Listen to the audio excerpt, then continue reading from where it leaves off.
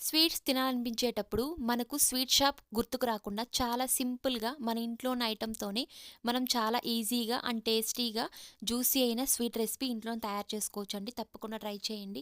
Please నా ఛానల్‌ని subscribe చేసి సపోర్ట్ చేయండి. అండ్ లైక్ చేయడం మాత్రం మర్చిపోకండి. ఇప్పుడు ఈ స్వీట్ రెసిపీ ఎలా తయారు చేసుకోవాలో చూసేద్దాం. ఇక్కడ నేను బ్రెడ్ స్లైస్ తీసుకున్నానండి. ఇలా మిక్సీలో వేసి మనం పౌడర్‌లాగా చేసుకోవాలి.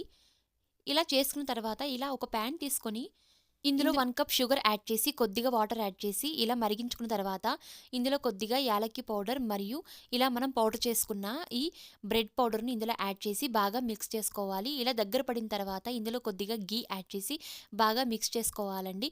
మనం ముందుగా ఫ్రై చేసుకున్న ఇలా కాజు మరియు కిస్మిస్ ఇందులో వేసి మనం బాగా ఫ్రై చేసుకోవాలి. అంతే అండి. చాలా ఈజీగా తయారు చేసుకోవచ్చు. తప్పకుండా ట్రై చేయండి. మరిన్ని ఇలాంటి వీడియోస్ కోసం ప్లీజ్ ఛానల్‌ని సబ్స్క్రైబ్ చేసి సపోర్ట్ చేయండి. అండ్ లైక్ చేయండి. Thank you.